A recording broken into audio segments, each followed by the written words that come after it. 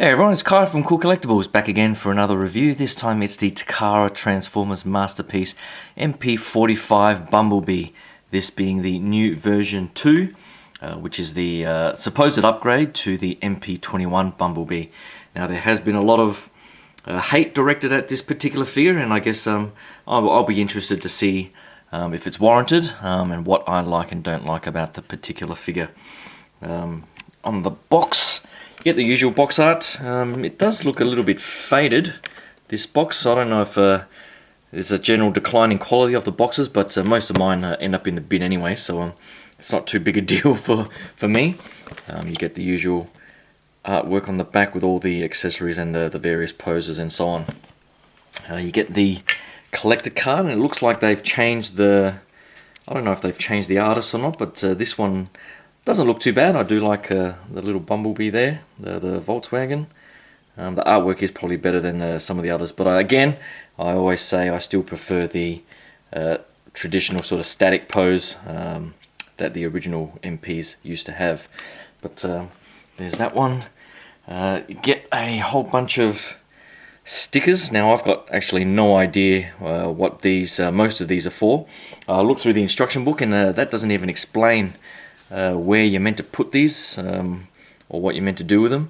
Now the heart, I'm assuming, is because of this I Heart New York license plate, and I'm assuming it's for license reasons. They've only got the I Autobot symbol there, so you can put the love heart to cover it up. I don't think I'm even going to bother. Mine is going to be in bot mode, as most of mine are. So I'm not even going to use that. I think this one, I think you just clip it on the front here to center it like that, but I'm not even going to bother doing that. You get his little pistol here, so it looks like it's, if I can actually focus, looks like it's painted grey plastic. Looks nice enough. The original gun, now I guess I've only got the G2 Bumblebee, the golden Bumblebee here, and that was what his pistol looked like there, as opposed to this. I'm not sure which one's more cartoon accurate. I can't remember Bumblebee using his gun too many times, but either way, it looks pretty good. You do get this, just like with some of the other more recent cartoon repaints, you do get this little blast effect thing, which looks pretty good. It does look pretty good in some of those photos that some of the more artistic photographers and posers do, but I probably won't be using that at all. You get a couple of alternate face plates, which are pretty good. There's one that is the semi sort of smiling face with his mouth slightly open, and then there is the full sort of smiling face. And that's probably the one that I'm going to end up using. I do like that sort of expression, and it's good having a bit of variety in the display with some expression in the figures. So I'm not sure what the standard face looks like. It's probably one of those stoic faces. It comes with this spike, which I don't have the Optimus Prime MP-44 version. I'm not actually sure. I've probably stuck them in the trailer somewhere. But it looks pretty similar, and it is a pain in the ass to move around. So these joints tend to pop off, and the legs don't seem to sort of move too well. I guess he can sort of get into a seating position like this, and apparently you can get him seated in there. I think I did watch a couple of videos, and I think you just separate out the front, open up the hood, and then slide him in there and close everything back up. And I think you have to do that anyway to open the door like he's opening it. So you can't actually open the door straight from there. But I'm not even going to bother trying, because it looked like an absolute pain in the ass to try and get him to sit there. I couldn't actually get him to sit in the MP-44 cab for that matter, so I'm not even going to bother trying. But that's pretty much all the accessories you get. I'll get on to having a look at this guy. Alright, first impressions are I actually really like it. I thought I was going to hate it, to be honest. I think I do prefer the more realistic car styles of the original MPs, like you know, all the wheeljack, side swipe, prowl, etc. Even the original Bumblebee, which wasn't too accurate. There were a few inaccuracies, I think, but overall this cartoon accurate super deformed style is really nice. I think I particularly like the front. The front really does take you back to the cartoon days. I think the prototype had bluer windows, much like Wheeljack and I think Blue Streak have. I'm just looking in the cabinet now. I think even Prowl has the the Plus versions all have slightly blue tinted windscreens. And I think not sure if it shows on the box art here. Oh no, they're all clear. I actually thought I saw some photos at conventions and so on where he looked like he had blue glass. So I'm not sure if they just deliberately changed that, but it looks clear. So it doesn't look too bad. No major paint flaws that I can see. There is a bit of gappage, but there always is straight out of the box. I haven't even bothered transforming this yet. Wheels are plastic, which I don't mind. I do like the silver hubcaps and so on. Looks pretty clean on the bottom. You can see the Autobot symbol on the back here, which I think is the alternate chest for bot mode. So I think if you sort of had this all flush and transformed correctly, you wouldn't see so many gaps and it wouldn't sort of stick out at the rear here. But I do have the original here, and you can sort of pretty much see straight away the color difference. You know, when this released, people were a little bit unhappy about the orangeness in the paint application, and you can really see it side by side. I'm not sure if that's coming through on the camera there, but this one does look a much more natural Bumblebee yellow than this one. Now I guess this one does have the more realistic styling. Now I don't know if the VW models at the time really elongated this far.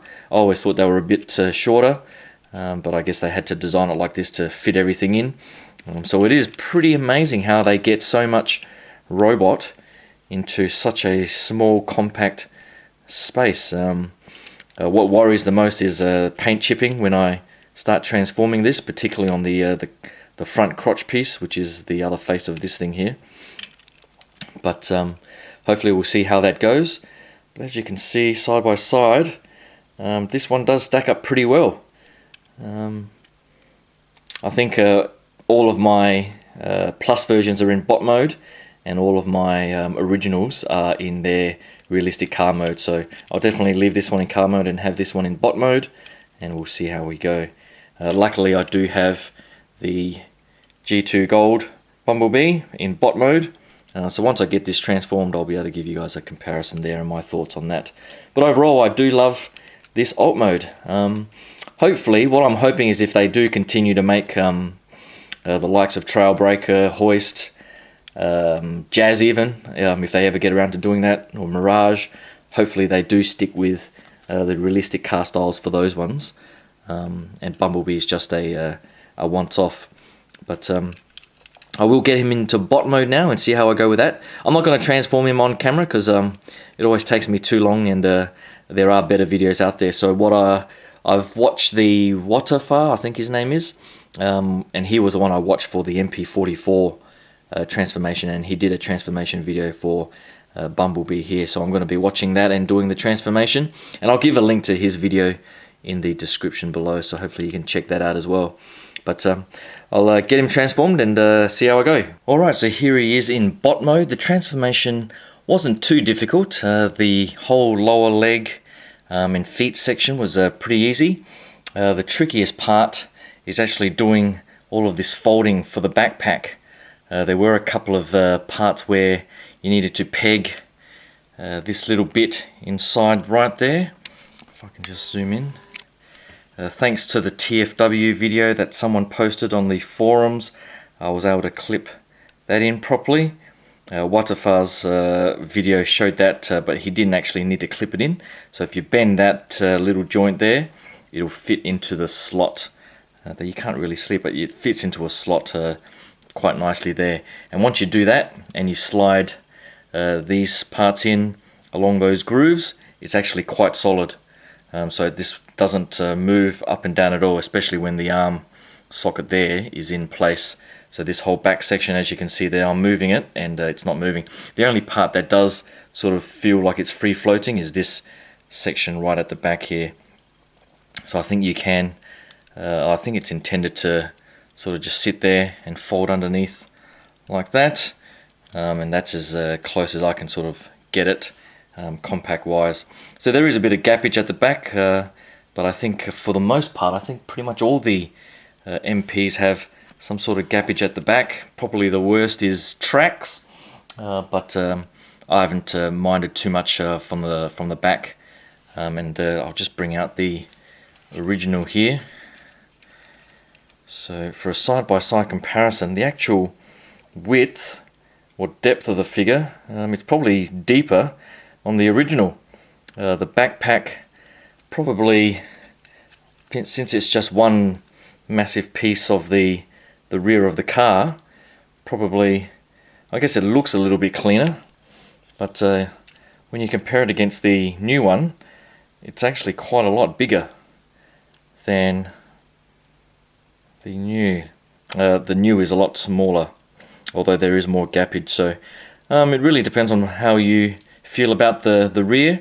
I think from the front, it's pretty obvious which one looks better. I think the new one definitely looks better. Some people don't like the use of this fake sort of chest like they did on Sunstreaker, etc. But to make it cartoon accurate, that's the only way they can do that sort of cheat. And it's not a parts forming thing, it's more, you know, it's all integrated in, so I'm okay with it. And I think that sort of smaller chest really does look a lot better than this massive front bulging thing on the original. I think it was pretty good for its time, but this whole front section here does look overly big, and you can sort of see from the side profile. I think the new one, if I lower the arm there, you see the new one, I think does look better overall. Feet wise, that's probably where the figure does fall in a heap. The feet do look pretty damn ugly, especially from this rear. I wish they would have been able to fold that away somehow, fold it up flat against this or something, just to hide that. It would have looked a lot better. Interestingly enough, the size of the feet are pretty close.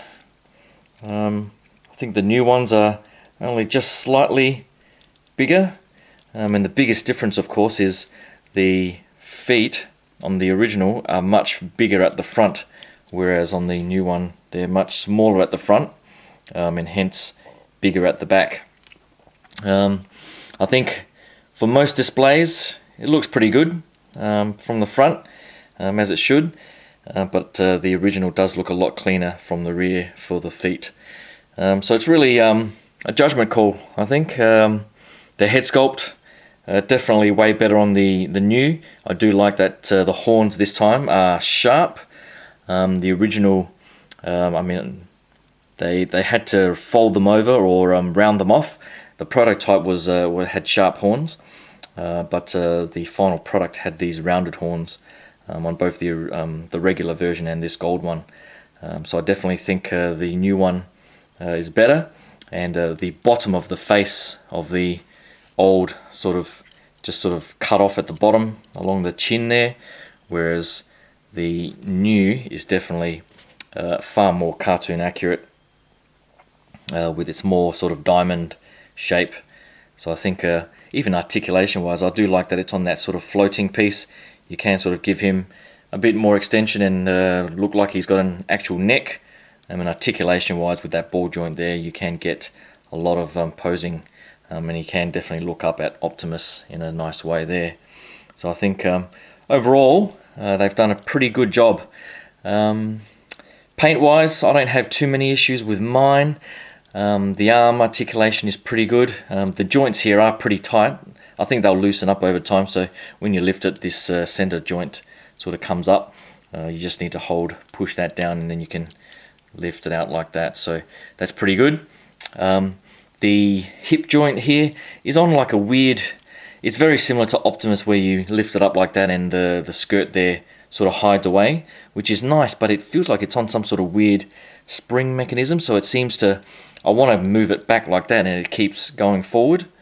The only time that it sort of stays forward is if I lift that piece manually and it sort of sticks in place. So just play around with that a little bit. You can lift the legs out pretty well for all those action poses. The thigh rotation is very tight initially, so you can get it out there, but just be careful because it felt like I was about to snap mine. But overall, it sort of got past that joint at the back there, so it wasn't too big a deal.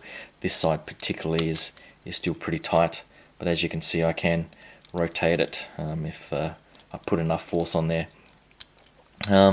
Knee articulation is pretty great, particularly if you sort of lift it up. You can get it way past 90 degrees, which is awesome.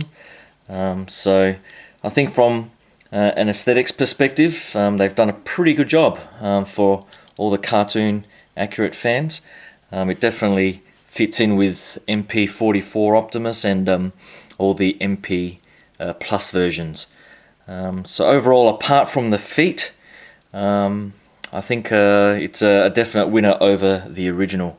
Everything from the head sculpt, articulation, just the G1 aesthetics, even the backpack. I know a lot of people are complaining about the backpack, but when you compare it to the original, I think it wins out.